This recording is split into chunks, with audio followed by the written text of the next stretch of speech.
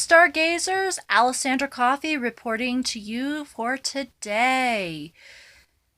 So, it is day 3 of Venus Retrograde. How many of you are starting to feel the burn? Like starting to feel that people are being a little persnickety or being a little nasty, possibly. I know I have. I thought I'd report to you for today in an idea that I had in order to survive Venus retrograde, this very tricky transit that we're going through right now. I would say up there on the tricky factor, it's up there with Mercury retrograde as well too.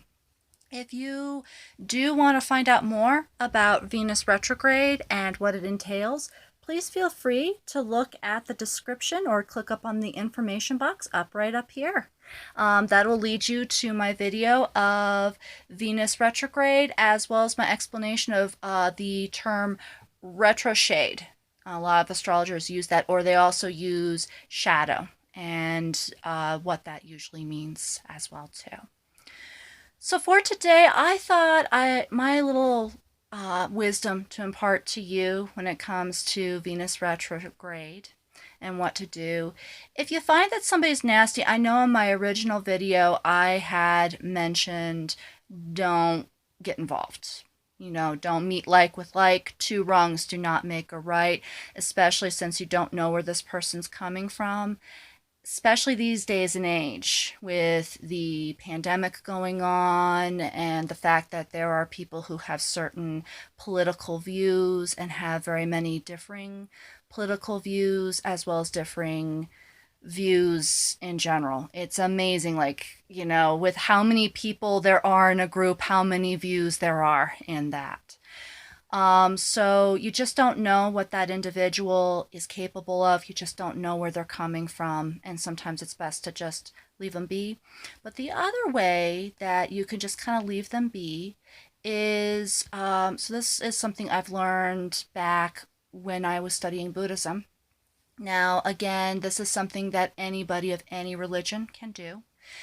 It's called Maitri meditation, otherwise known as loving kindness. So with that said, I just recommend that you send loving kindness to those who are giving you shade, or for those who are giving you ill will or who are frustrating you.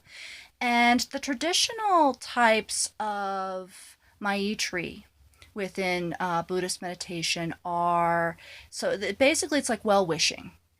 Traditionally, you not only wish yourself well, you wish your loved ones well, you wish a neutral person well, and then you wish your enemy well. You could do that in any order. You don't necessarily have to do this on a meditation cushion. You could just send Maitri while, like, say, you're going out for a walk every day. Or you could also send loving kindness while you're going grocery shopping. Or sometimes, too, while you're at work. You know, just like taking a little moment and sending some well wishes as well. But traditional well wishes are may you be happy, may you be healthy, may you be free from harm, may you be safe, and may you live with ease.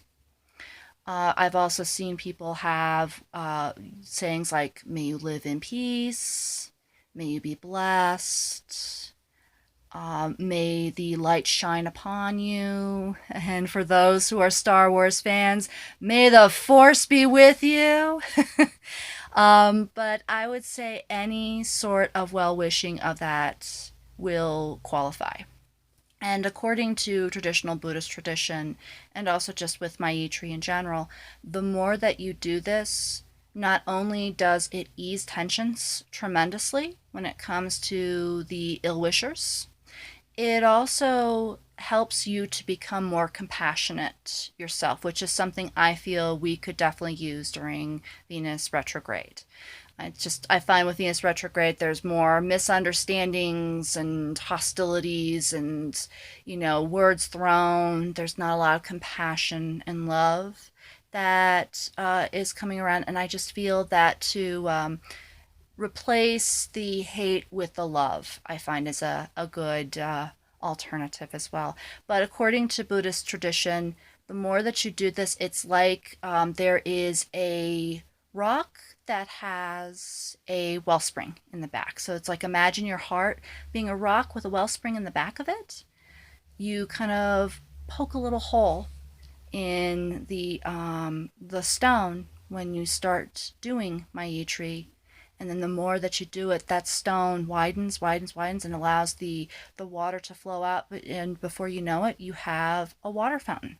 So it's like the more you do it, you kind of cultivate a fountain of compassion or a fountain of love, which I found to be kind of an interesting metaphor as well. So this is an idea of something that you guys can try. Again, it's Maitri or loving kindness meditation. There are loads of information on it when it comes to Sharon Salzberg on her books. Also just online, if ever you want to take a look at it as well too, look more in depth. And again, some common mantras are, may you be happy, may you be healthy, may you be well, may you live with ease, may live with peace, and any other spin that you'd like to cultivate. I just say as long as you're wishing somebody well, that's the best part.